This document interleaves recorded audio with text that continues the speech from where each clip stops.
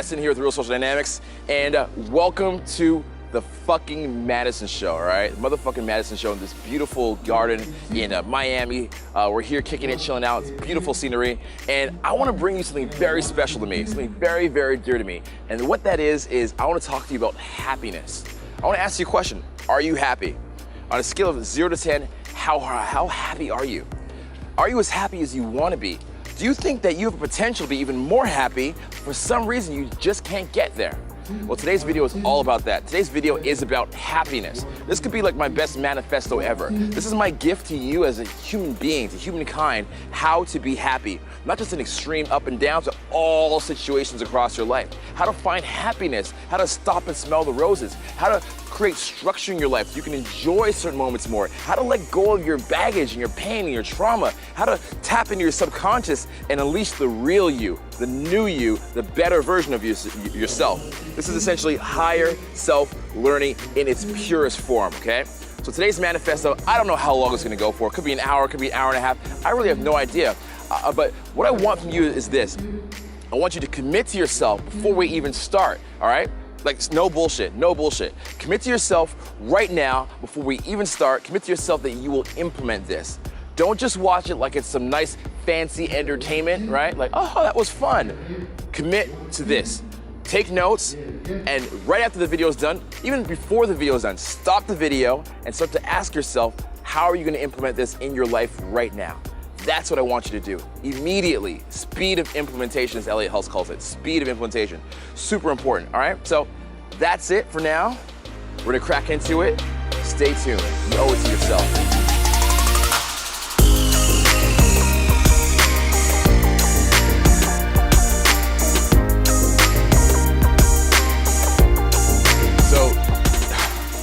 Kind of crazy for me to say, but I've had a lot of amazing experiences this year rolling with the RSD crew, right? Like, I've literally, like, legitimately, like, no doubt, no bullshit, I've lived in $10 million mansions. I've, been in Lamborghinis, limos. I've traveled to, man, the best parties, mansion parties that have, like, camels at the front lawn. I've eaten the best steaks in all of North America.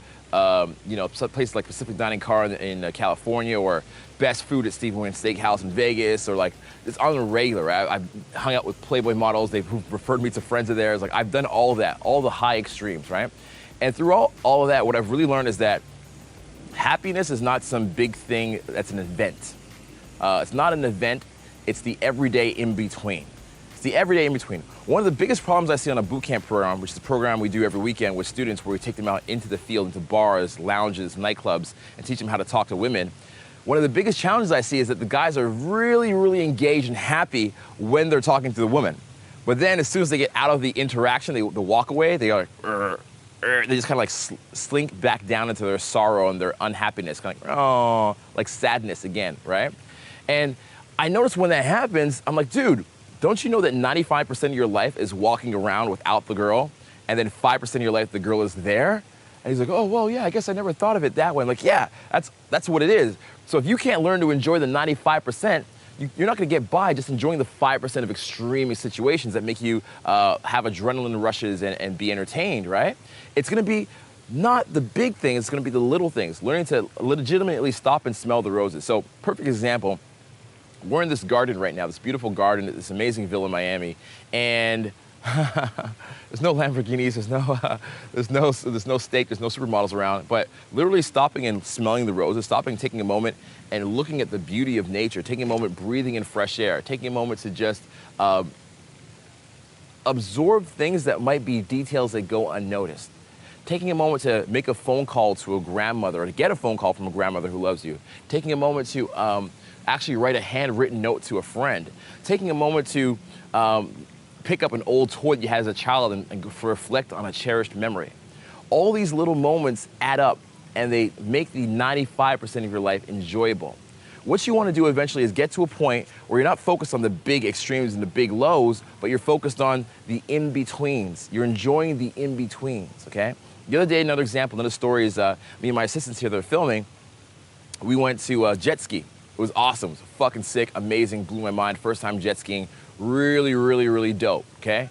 So we go jet skiing, And while we're jet skiing, it's sick, it's adrenaline rushing. You know, we're going like 65 kilometers on these choppy waves. They're just, bam, bouncing us up and down, all that good stuff.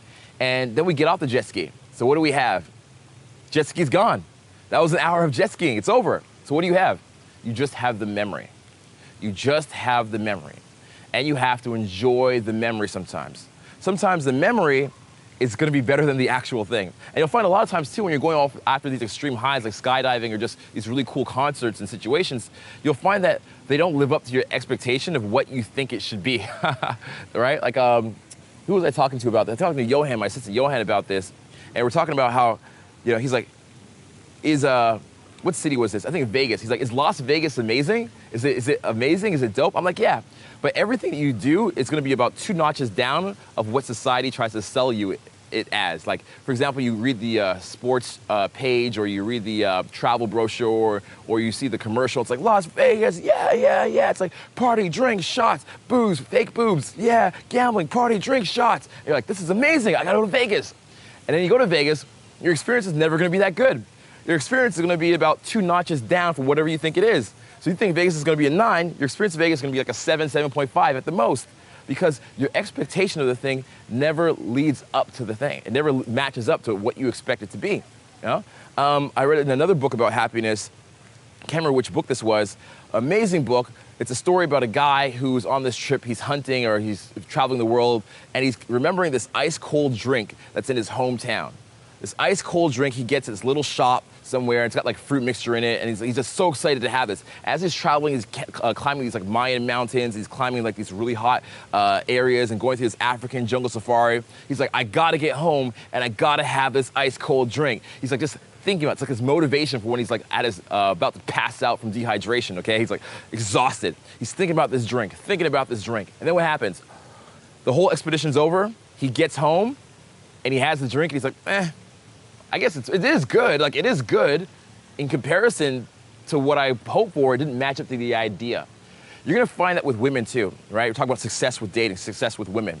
You're gonna find out that even though the woman is amazing, she's beautiful, she's not perfect.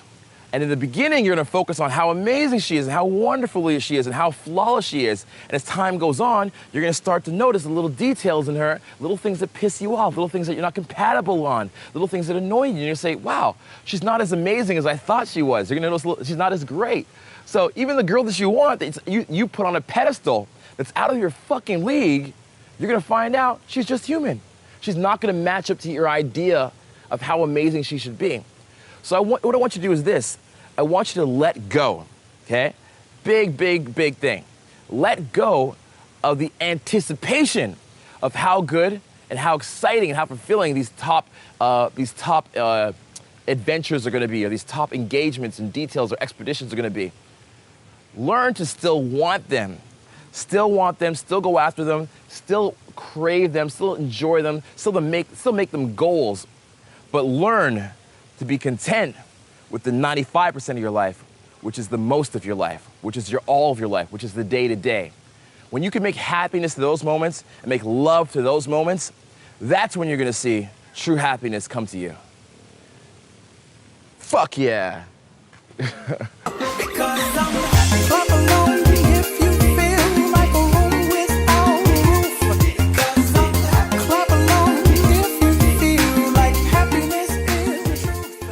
And the next little thing I want to mention here is while we shoot out here by the water, which is a beautiful scenery, fucking gorgeous. I have no idea if this was a real boat even, but if they made it just for the purpose of looking at it, it's pretty dope. Really gorgeous. So taking a moment to stop and look at things like this in day-to-day life, right? Looking at the detail, the thought that went into this. They made this just so that we could look at it. They made it just so that in the future, for future generations, they'd leave a legacy behind and people like us would come and look at it, right? That's amazing, it's beautiful. So you gotta take a moment to enjoy these things, all right? The next part I wanna mention is all happiness has to first start with internals, all of the internals. And that's really a strange thing for people to think about. They're like, can't I rely on outside stimulus to make me happy? And ideally, things, as I mentioned before, will give you a little boost every now and then, but the happiness has to come from an internal place, an internal decision. So check this out. Happiness doesn't happen to you. Doesn't happen to you. Does not happen to you. Happiness is not something that happens to you. Say it with me. Say it with me. Say it with Daddy Oprah. Happiness does not happen to you, okay? The same way sadness doesn't happen to you. It doesn't. Sadness doesn't happen to you. You're thinking, Madison, that's bullshit. I have bad situations happen to me. Somebody in my family dies. Something goes wrong. I lose money in my business. I get kicked out of school. I get a STD, right? Happiness or sadness happened to me, but it doesn't. What you have to realize is this. There's a choice. There's a choice that happens in between the stimulus and the response. Stimulus and response. Stimulus, response. Stimulus, response. There's a choice in the middle that happens to you, okay? That choice is you. It's your decision. The stimulus happens, the event happens, and you can react to it emotionally, but then you choose what your long-term response is going to be. It doesn't just happen by itself. You choose what that long-term response is going to be. Initially, you might be freaked out, like, hey, I'm kind of scared, I'm kind of upset, I don't like this thing. But eventually, in time, you choose what that response is, okay? It's always up to you. You are always able to make that decision, okay? It doesn't just happen to you. Yep, sure, no problem, just 2 minutes, we'll be done. Thank you. So you choose what that response is going to be, all right? Even right now, it's like, well, the guy's coming, he's doing his job, doing a great job security. What am I going to do, like get upset? I'm like, no, he's doing his job. You can choose what your response is going to be. Everybody's trying to do the best they can, all right? Even when bad things happen to you, realize that everyone in this world is just trying to do the best that they can. They're not intentionally trying to put you down or stomp you down. They're just trying to cope. They're trying to get through their day. They're trying to put food on their tables. They're trying to take care of their loved ones, et cetera, et cetera.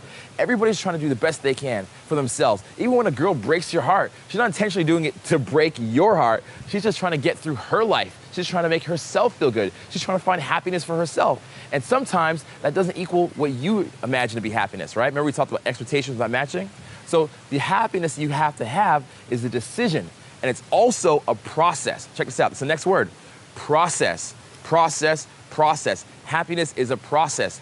Stimulus happens to you, you make the decision. That process needs to repeat over and over every single day, several times a day. And I'm going to get into that in a moment. Thank you, man. So here we are, this place called Sea Spice. Beautiful people, there's boats all around, gorgeous models, rich guys. A lot of people can't come to a place like this because they're always comparing themselves, right? If you go through life, there's two types of fatigue that will always wear you down. Judgment fatigue and persona fatigue. You're always trying to judge yourself. Am I cool enough to fit in? Am I good enough? Am I dressed well, etc.? Everybody think that I am cool. Am I rich enough to be here? Are the people better looking than me? Right? You're always comparing yourself to people in other environments. And you can't do that. If you want to enjoy life, you want to enjoy yourself, you can't be going to situations comparing yourself to others. It's just impossible. When I used to get into this stuff, social dynamics, I would go to the hardest clubs, the best clubs, the craziest parties, and I'd go there, and I'd try to be comfortable in what? My own skin in these situations, these environments. It's all about being comfortable in your own skin, anywhere you go, because you know what? That's what happiness will be. You going to an environment and being okay with not being the same as everybody else. Going to an environment and being okay with being completely different than everybody else is there.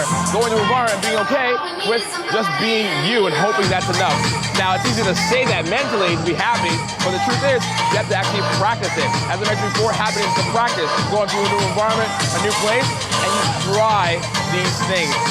Social dynamics, confidence, core confidence, happiness is practiced right here in the real world. That's what I want to show you about the real world. I don't want to show you about doing this like behind a desk, behind a little computer in like my mama's basement, or all theory in front of a classroom or in a textbook. That's why we do this in RC in the real world. So you can see that everything we talk about is practiced live in the real world and environments where you might challenge yourself or you're afraid or struggle to go into. That's what you want to do. You want to be you authentically in situations like this. So my point is this. Happiness, even in an environment like this, doesn't come from getting the best lobster or trying to impress other people, or it doesn't come from, what people do here? I don't know, having the best dance move, the coolest outfit. It doesn't come from any of that. It comes from being able to come to an environment like this and still be yourself 100%. Be all you want to be yourself, express yourself freely, baby, freely in situations like this. That's how you know that you can be happy. If you can be happy here, in this kind of social pressure environment, you can be happy anywhere. And that's what I want for you. Cool. There's a habit guy. Hey, habit guy. What up? Are we on? So there's Hammock Guy. I'm actually happy the camera's on for a minute so you can see Hammock Guy, right? I've always respected these people that are like, I just want to go to the beach, or I just wanted to just like live on the beach and surf every day. Because when you realize, you know, on one hand you can say, well, people like that, they're just completely ignoring all the responsibilities of life. They don't care about getting the white picket fence, they don't care about the career and the job, they don't care about a lot of things that in society we put a lot of importance on. But on the flip side of it, what are they doing? They're just living their passions and enjoying their time, right? I found the more that I actually chase success, I've always been very success-driven myself in my life when it comes to career or finances or just business, relationships, friends. I've always been very success-driven. But I do respect people that say, you know what, success isn't for me. Success-drivenness isn't for me. I just want to enjoy the moment. So think of it, even right here, right? There's people that will come to a beach like this, Miami, South Beach, Florida. People will come to a beach and they can't even enjoy themselves when they're at the beach. That blows my mind. They'll spend a couple $1,000s here, get a nice place, come here, sit on the beach, and be miserable. Do you know like an aunt or an uncle that's like that? They come wherever they are on vacation and they're miserable? Why does that happen? Let's talk about that for a second. Let's talk about that for a moment, make it a subject. Well, I'm not completely sure, but as far as my understanding has gone with dealing with thousands of people internationally around the world about this, the saying is no matter where you go, there you are. So no matter where in the world you're gonna end up, you're still in your body. You still have your own habits, your own habits of thought, your own habits of behavior, your ways of looking at life, your ways of looking at the world, handling situations. So no matter where you go, there you are. You're still gonna be stuck there with the same internalization problems, right? Internalizing. So if you come here and you get a bad business call, or you get a call about your bank, your stocks are down, or whatever it could be, you come here, you get that phone call, are you going to be able to distance yourself from that stimulus and still enjoy the beach, still enjoy the windsurfing like that dude, right? Are you going to be able to do that? Are you going to be able to just stand here for a moment and absorb the sound of the waves in the background, the ocean, the salt air, right? This is how fortunate we are to be alive in this day and age where we can actually come here. We're in Miami, there's tons of Cubans that are here. For a while, the states, for many, many generations, the states couldn't trade with Cuba. And now this year, Obama opened up the trade, and now there's a whole bunch of Cubans here this year, even more than before, right? They're just happy to just even be here. They're happy to do things that they couldn't do before. They're happy to have that trade they didn't have before. Now, I'm not saying the trade is right or wrong or good or bad. That's not my point. My point is the opportunity to enjoy. How much do you embrace that opportunity to enjoy, right? We're living in such an amazing day and age of our time and our existence and our society as human beings, social development, cultural development. We can just enjoy life to a way that's never been, a scope that's never existed before. And are you actually enjoying that? Are you taking a moment to enjoy that? Are you getting sidetracked by the problems in your head? I want to cut to a clip right now.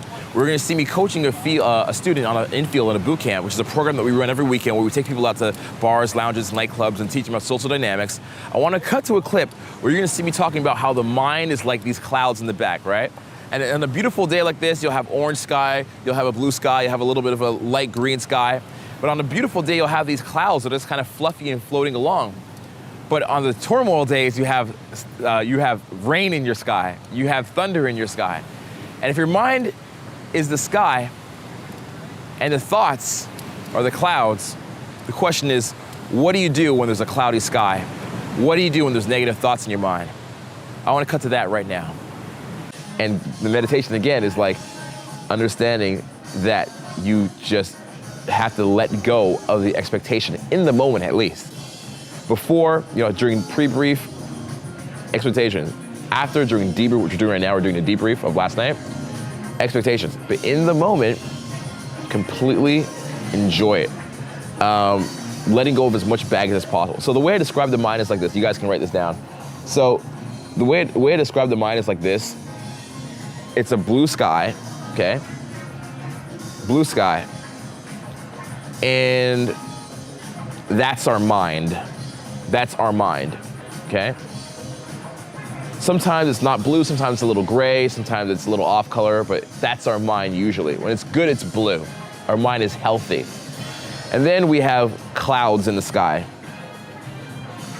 Those are our thoughts, okay? So there's a difference between mind and thought. Mind and thought aren't the same thing. Mind and thought are completely different. Your mind is just stillness. It's static stillness. Your thought is the up and down chaotic action When you're calmed down and relaxed, your mind is okay with the thought. Essentially, it's like, oh, here's my mind. Cool, this is mine. Oh, there's some thoughts there? Oh, that's an interesting thought. Ha ha ha, look at that, I'm angry about something. And it's just like a cloud in the sky, it passes. You're not hanging on to the thought. But some thoughts are like gonna be crazy, and they're gonna be like destructive, and other ones are gonna be more okay, like not as destructive. But the idea is, when you walk up to a girl, or even when you come into a pickup program, is that you don't come with the cloudy thought. You don't come with the baggage, right? It's essentially a cloudy thought from your past is baggage, right? Eckhart Tolle calls it the pain body. That's when you're attached to your old negative feelings. We have an energy coach that we work with, all the instructors work with, called Glenn, and Glenn calls that low vibration energy. So low vibrational energy is when you are overly stressed, concerned, worried about being judged, expectations are too high. When you feel like your safety is on the line, you feel like, how am I gonna be safe? How am I gonna provide for myself? How am I gonna feed my family? Low vibration will come up, and it comes up all those different ways. Actually 5 ways. I think scarcity, safety, and there's a few others, okay? Those are some big ones. So when we start to get into those headspace of those concerns, automatically our LVE rises, right? Our low vibrational energy rises, which is different than high vibrational energy. High vibrational energy is abundance. I want to share with the world. I want to make an impact. I want to spread love. I want to be carefree. I want to be loose and let others be loose as well. I want to inspire others. That's high vibrational energy. Amazing fucking thing happened. We were on the street yesterday, okay? No joke, I'm not even lying. We went jet skiing. We got the jet ski, and there's a guy with a Rolls Royce, brand new fucking new Rolls Royce. And there's this lady that's there, and he's like, hey, she's like, nice car. He's like, do you want to take a picture? She goes, yeah. He goes, opens the car, and he walks off. He goes like to some apartment, whatever. He leaves the Rolls Royce open and unattended, completely unattended, right? And the lady's like, oh shit! Everybody got in. These guys took pictures as well in the Rolls Royce, right? And then he comes back, and I'm like, bro, why are you like, aren't you worried that somebody's gonna like go in the glove box, steal your shit, jack the car? And he goes, it's just a car. It's just metal, it's just a car. What good's a car if you can't enjoy it? What good is a car if you can't share it? If I have this car, it's so nice and I can't touch it, and I enjoy it a couple hours a day, but it's around 24 hours a day, I should share this car the remaining 16 hours a day with other people. If it makes them happy, I like to see them happy, right? He's in such a high vibrational energy that he's not even thinking about himself. He's thinking about just giving. And what happens? Nobody fucks up his car in return. Nobody's gonna jack him, nobody's gonna steal it because like, yo, this guy's selfless, right? That's high vibrational energy. So what happens is, if we come into, let's say, the boot camp, and our concerns are, how am I gonna fix this bad thing that happened in the past? Which is a fair concern, right? How am I gonna fix this bad thing that happened in the past? How am I gonna make sure that I'm not emotionally trapped? How do I make sure that I'm not emotionally dying? How do I make sure that I have my safety, my security? You're essentially focusing on the negative, right? It's like, you know the expression, whatever you focus on grows? So if you're focusing on lack, the lack grows, and the lack takes over that blue sky. The lack takes over. The lack is the focus. It's a fear of avoiding loss, fear of loss. Now, an argument wouldn't be fair unless I showed you both sides of the table, right? Whenever you're thinking about an idea or a subject, you gotta also argue the inverse. That means the exact opposite. If you say there's light, then there has to be dark. If there's good, then there has to be bad. If there's hot, then there has to be cold. So let's look at the opposite of happiness. You know, some people say, just do whatever you want. Do whatever you want as long as it feels good. As long as it feels good, just feel good. What is life if you don't enjoy yourself? If you don't enjoy the moment, just feel good. If it feels right, do it. Do it, just do it. That's part of our culture today, right? It's part of our culture we have in society, maybe the last couple of 100 years or whatever. You know, back it was work hard, but now it's just enjoy the moment, enjoy yourself. Now, let's think about that for a second.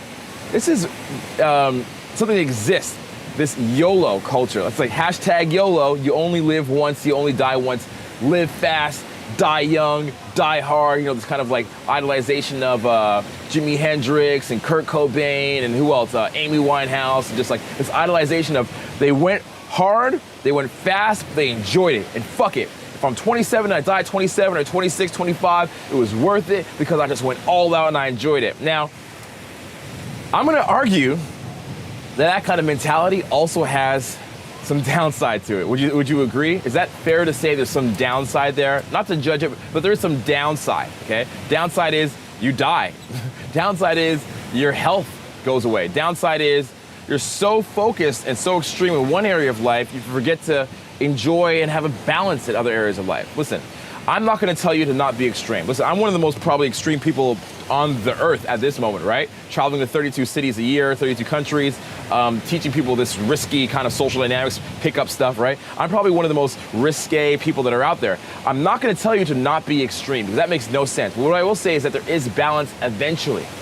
If you're just hitting it hard in one small area without any balance, eventually in time that lack of balance comes back to bite you in the ass. It has to happen. It will happen eventually because you have that lack of balance in your ecosystem. We'll get into that in a little bit more detail later on. I'm going to talk about an ecosystem of happy emotions. But for the moment, there's a lack of balance internally. And you want to still have that balance as you're progressing in life, as you're trying to pursue your passions. Don't do things just because you're passionate to make you happy in the moment. Do it because it contributes to your lifelong or your long-term goals of what happiness could be, what happiness should be. Think about that. There's short-term happiness, but there's also long-term happiness. And the happiest people that I've ever met in my life, I've met some really happy people, all the way from like people that make millions of dollars that are happy doing that. Now, millions of dollars make you happy? No, but they're happy because they've achieved that place that therefore allows them to get the $1 million. And I met people that are very spiritual, just very zen, right? Like that dude we saw earlier before, paragliding or parasailing on the shore here with his thing in the water. That dude's happy as well, right? He can be very zen and enjoying the ocean. There's all kinds of happiness. There's different levels of happiness. So there is a balance in some way. What they all have in common is they take into account their long-term happiness. They consider what is happiness to them in the long term over a long stretch of time, not just short-term happiness for the day-to-day. So what are your long-term happiness goals? Consider that for a moment. Think about that. What do you ultimately want to have, as Tony Robbins would say, when you're in the wheelchair and you're 80 years old in that wheelchair and you're just sitting there, rocking back and forth on that porch, right? With like nice little wood place like this, like a wood deck, and you're thinking to yourself, what have I done?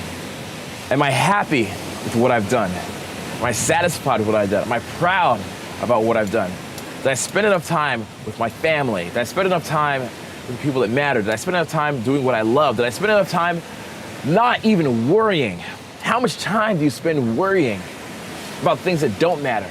You know, in pickup and self-development, we say good game happens when you stop caring about things that don't matter. In your life, how many moments could you have enjoyed if you stopped caring about things that didn't matter, right?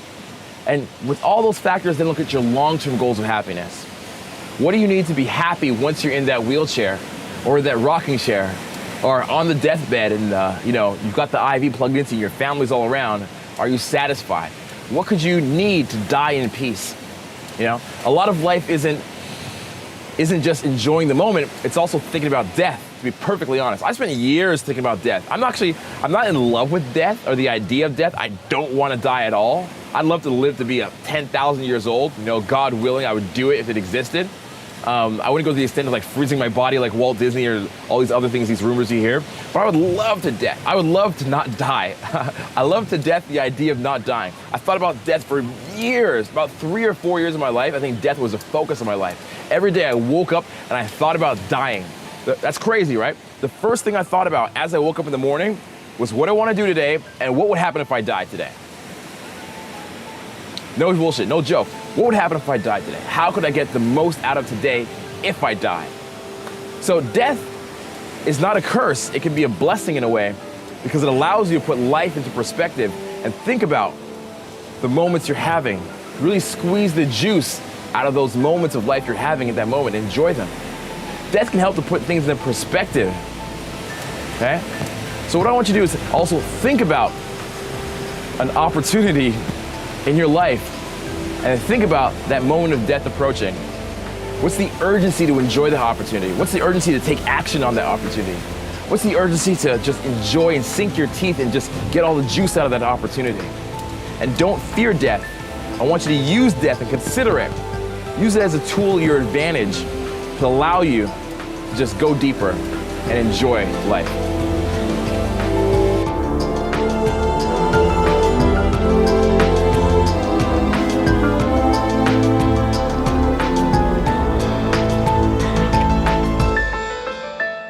Let's talk about two other ways to kind of enjoy the journey or the development of happiness. First way is through tribulation. The other way is through a regular journey or a rite of passage. You know, this has been something that's been involved in our culture for very, very long. If you look at the old historical stories, even Star Wars and the famous stories, it has something called the hero's journey, which is the hero discovers himself, goes through a big tribulation, and then therefore comes out the other end a new guy. He's reborn after his kind of death of his old personality, right? When I think about people in our society, or even some movies that kind of try to capture this, one of the best ones that comes to mind, I'll mention two. The first one is The Secret Life of Walter Mitty, starring Ben Stiller. Now, this movie is fantastic because it talks about a guy who's just completely unsatisfied with everything that's going on in his life. He's just miserable with his job, with his relationships, with his finances, with his passions, with his career, with his ambitions, with his health. Everything's just pissing him off. It just sucks. But what's he do? He's like, I need to go on a journey. I need to go pack my bags, go on this adventure, follow this guy who's this idol who I idolize, and discover myself that way. So does that work? Yes, it does work. It actually does work. Whenever you put yourself in a situation where you're dealing with unknown circumstances and simulations, you have to come out the other side stronger. You have to push yourself through those challenges and come out stronger. The old you, so the crazy thing about it is the old you can't get through that challenge. So in order to get through the challenge, you have to evolve. That's the key word here. Evolve to a new version of yourself to handle that new challenge, okay? And so I really recommend you take a moment, watch that movie, enjoy it. You can learn a lot from it. Maybe you're feeling that some of those similar ways in your own life and you want to learn how to expand your horizons in your own life, you know, spread your wings and fly like a butterfly or whatever it is. And a movie like that will inspire you to not only face your fears, because as you're going through that journey you have fears, but what's possible once you come out the other end.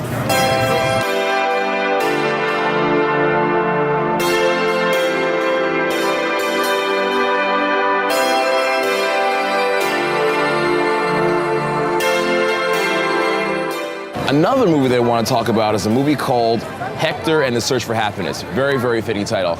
In my personal opinion, this is probably one of my 5 favorite movies in my entire life, okay? So the premise is this. It's a guy, he's a psychiatrist, psychologist, he's interviewing people, and you know, all of his clients are so unhappy. He's like, what is happiness? I'm gonna make a very educational guess, and I'm gonna educationally pursue happiness. I'm gonna find out what it is to write a book. So that's his whole idea. So in this movie, he has this great girlfriend, she's wonderful, he has this great life, but for some reason, none of it makes him happy at all. None of it. He's just miserable on the inside. He doesn't admit it to himself because he has all these tangible things, but deep down, he actually is unhappy. So what he does is he decides to go on a vacation, a big adventure. He goes to Tibet, he hangs out with Tibetan monks. He goes to Asia, and he meets this really, really rich, like millionaire guy who thinks, you know, if I had millions of dollars and I was partying like this every weekend, I'd be free and I'd be happy and I'd love it. So then he ends up meeting actually this prostitute that he falls in love with, and he's like, it was just a game for her. Maybe I wasn't happy. I lusted her, I craved her, I wanted her. For some reason, I wasn't happy at all. Then he ends up going, after Tibet, he ends up going to Africa. He meets this African family, and he has sweet potato. I'm kind of ruining the movie for you here, but you'll enjoy it anyways. He has like this sweet potato meal with them, and they're all poor, and they're just thrilled to be alive. They're so happy to be alive, even though they're poor. And then last but not least, gets kidnapped. And while he's kidnapped, he actually is saved while being kidnapped from a drug lord who was nice to earlier on.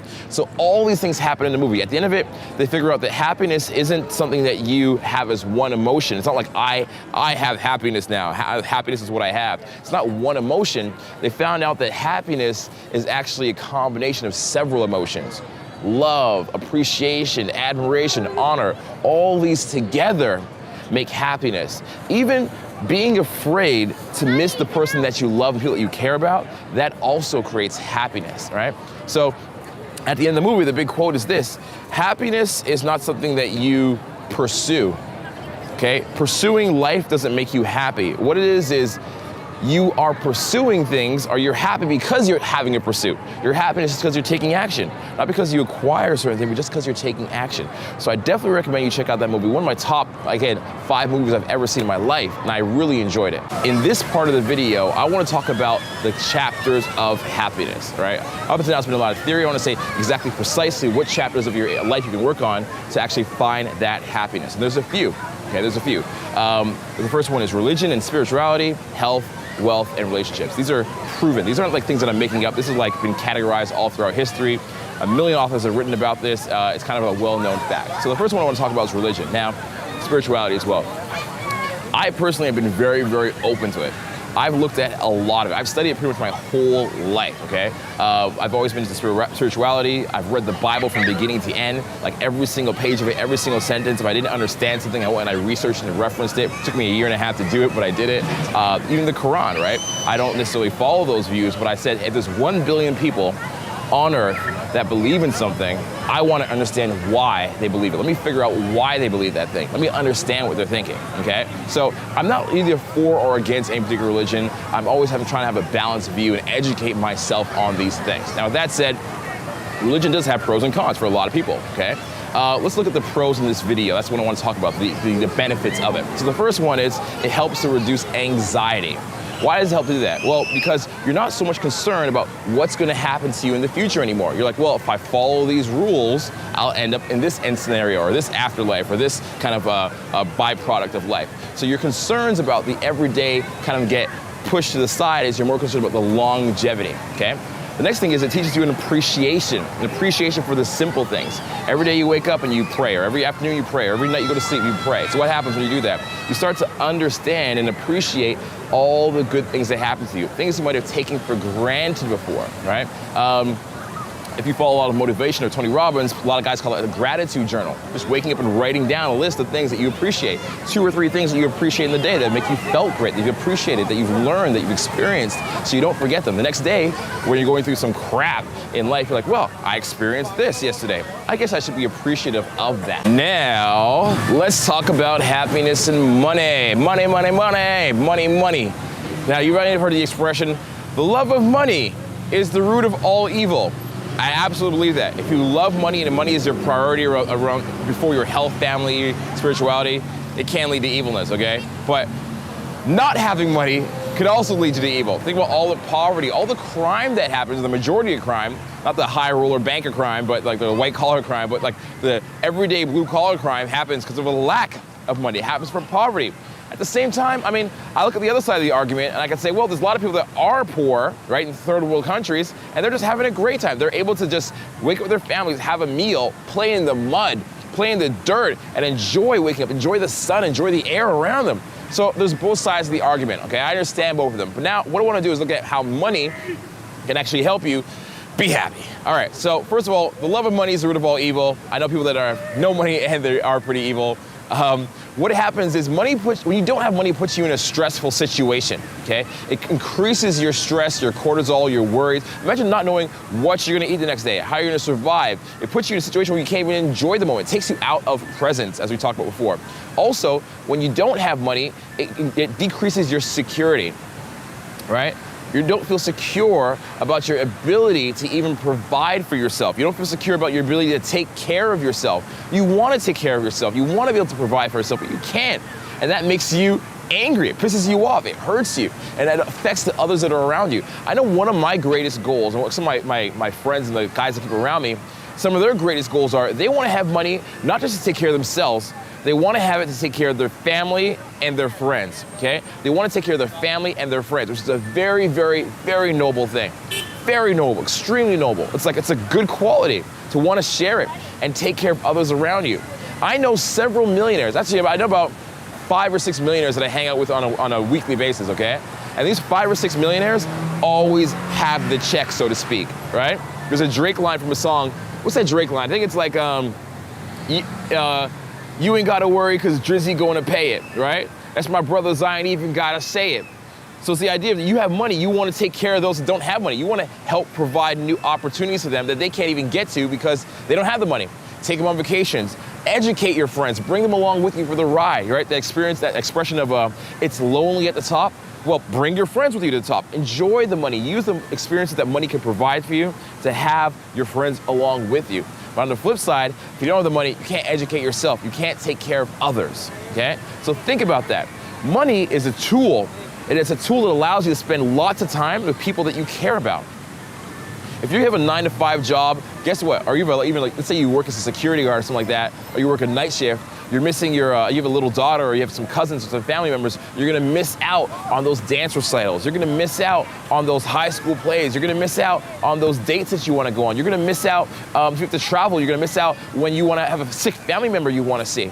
So money allows you also to kind of facilitate the experience, facilitate the opportunity to hang out with the people that you care about and spend time with the people that you care about. Money can be a tool. So the idea is this, the quote is this, all right? The quote around money is this: use money as a tool, but don't let money use you. Talk about health. Now, I don't mean being a strong bodybuilder, chiseled abs, yoga instructor. I don't mean any of that. I don't mean health like that. I don't mean like, being able to do a Spartan race. I just mean wellness in your health, vitality. Now, there's a good old-fashioned phrase that says, there's nothing certain in life except death and taxes. Death and taxes. What is death? Your health stops. You have no more health. So it's not even the fact that health is important. It's the lack of health. You understand? It's the lack of health that makes you feel like crap, makes you not happy. When you don't have your health, it's basically the freedom. It's the freedom to not be able to do what you want. It's the lack of choice when it comes to health. Not being able to spend time with friends, not being able to go for a run, for a walk, right? You see people in wheelchairs that can't go for a walk sometimes and they're grumpy, but on the flip side, I know people that can't go for walks in wheelchairs and they're happy because they just accept it and they enjoy the moment. So there's pros and cons, there's positive and negative, there's both ways to look at it, right? But the main thing about health is the lack of freedom. You want to take care of your health so that you have the freedom to enjoy your life. You're able to do things, when it comes to dating, you want to take care of your health so you're able to like meet that girl when you want to meet her. When it comes to even your wealth, you can't make money if you don't have health, right? I'm saying it's like in a joking tone, but I'm serious. If you're sick, you can't go to work, then you're screwed, and you're relying on the government to pay for give you money for like half a year, but then you have no money, right? Let's talk about relationships. Can you spend time with people if you're sick? No, it's like, I'm sick, get away from me. Also, if you have a flu, you don't want people to get it's contagious. You don't want people to be around you. Then on the flip side of that too, if you're sick, people don't want to spend time with you because they're busy. They got other crap to do, right? So this health affects you in all the other areas as well, other areas of happiness. That's why health is so important. It's not so much being healthy, it's the choice and the freedom that health gives you.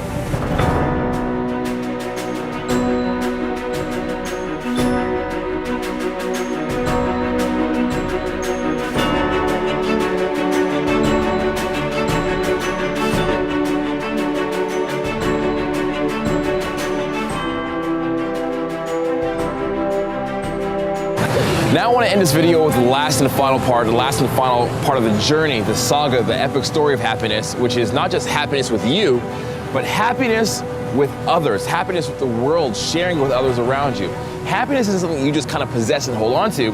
It's something you develop within yourself and you share it into your environment. You give it to others and you also teach others how to be happy and how to enjoy that happiness within themselves, all right? Now, the funny thing about happiness is you can't force anybody to do it. They have to be ready for it. They have to be in a space in their life where they're thinking about it, it's a priority for them and they want to do it for themselves. You can encourage them, you can bring them to it, but you can't make them do it. It's that old expression, you can lead a horse to water, but you can't make it drink.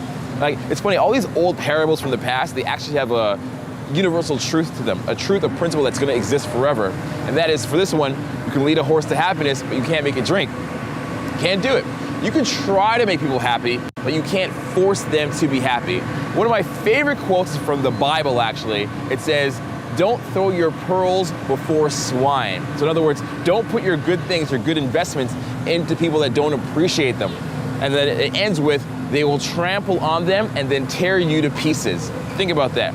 Don't throw your pearls before swine. They will trample upon them and tear you to pieces. So first of all, some people can't appreciate what you're trying to do for them, to make them happy, to bring them into your world. They can't appreciate it. And then they're gonna trample on your goodness. They're gonna get mad at you for all the good things you try to do for them, all the ways you try to help them. They're really upset at you for doing that. And then they're gonna be mad at you and tear you to pieces, tear you up, destroy you. So it's like, wow, not only did you attack me, but you took my good things and shitted on them, right? So the idea is, happiness is not something that you can make people do or make people be ready for. You just share it. Share, share, share. Contribute to the world, right? Smiling at a stranger, making people happy, doing the best you can to make them feel good and teach them how to be happy, teach them this practice of being happy. Everything you've learned in this video, you can now share it and encourage others and educate others on it. And last but not least, on top of that, invest into others, also invest into you. Don't invest into everybody. You don't want to invest into everybody. Not everybody's ready to be invested into. That's the point.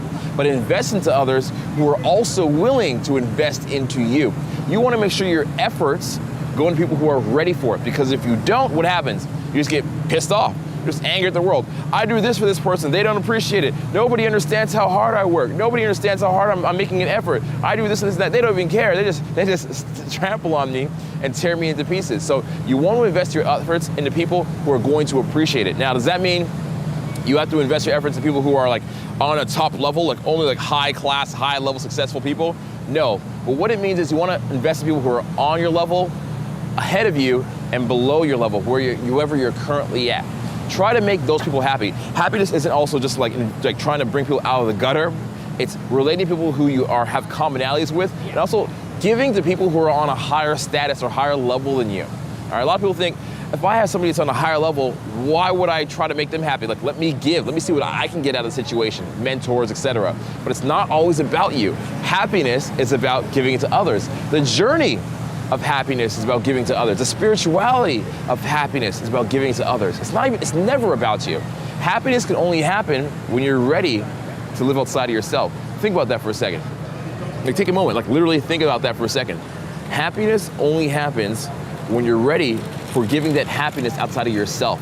Happiness doesn't happen inside of you, it happens outside of you. That's why I think throughout history, some of the best people, not the best people, the happiest people have been people that have been made a habit of giving to others, people that have made a habit of sharing, encouraging others. Mother Teresa, Gandhi, any civil rights leader, Martin Luther King, et cetera, et cetera, et cetera. What are these? These are people that gave to others.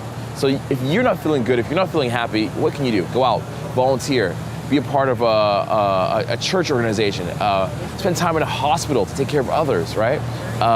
Spend time with animals that are in need, endangered species. Do something else besides just inside of yourself. Reach outside of yourself. Forget about yourself for a moment.